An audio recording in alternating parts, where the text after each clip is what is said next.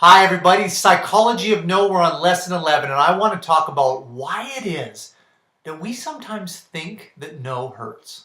Why is it that we sometimes interpret no as a rejection? And it happens to all of us, even me. There's been times when I've heard the word no and I felt like, meh, I don't really like that. It kind of felt like a rejection to me. I want to paint a picture for you and I want you to think about your experience in this because I bet that every single one of you have had this literal experience. You're at an airport. You are walking to your departure gate. As you walk to your departure gate, there is somebody in a booth who is looking at getting people to apply for a certain credit card, a travel credit card. And you walk by and that person says, hey, would you like to apply for this MasterCard, this Travel Rewards MasterCard? And you smile and you politely say no, and you continue on your way. You get to your gate, you get in the plane, and you're on the way to your destination. Now, has any one of you ever once then, while you're on the plane, sitting in your chair, thought, man, I feel really bad. I said no to that credit card person.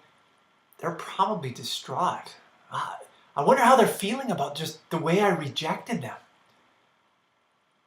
Of course not. I guess that sounds so dumb to even say it that way because, of course, none of you have felt that way because you don't even literally think about that person. Hopefully we're not rude to that person. And I feel bad. I've had to do sales, telephone sales, early on in my life.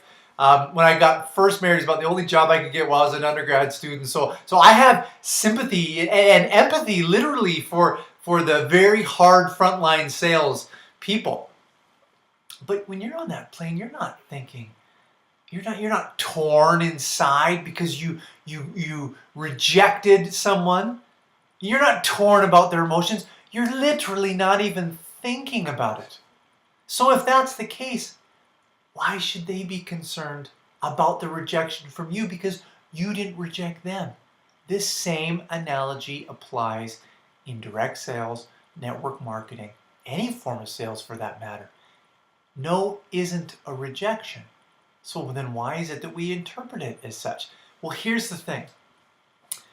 Sometimes for lots and lots of consultants, your biggest strength is actually also your hugest weakness. What do I mean by that? And what's your biggest strength? Well, for a lot of you, your biggest strength is your heart. It's that you actually care.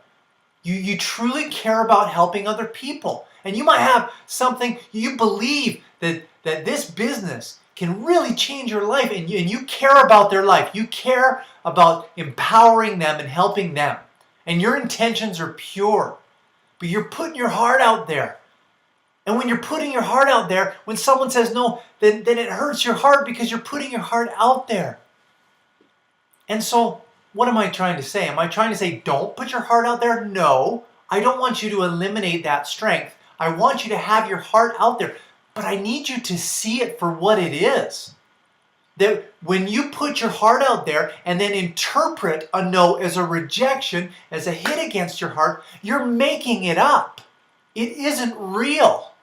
You actually haven't been rejected. Just like when you're sitting on that plane, you're not thinking like, oh man, I shouldn't have rejected that person. I should have gotten that credit card. You're not thinking about that at all. You don't even believe that you rejected them. Just like the person who says no to you for hosting a party or joining, they don't believe that they've rejected you either. So the only person who believes it's a rejection is you.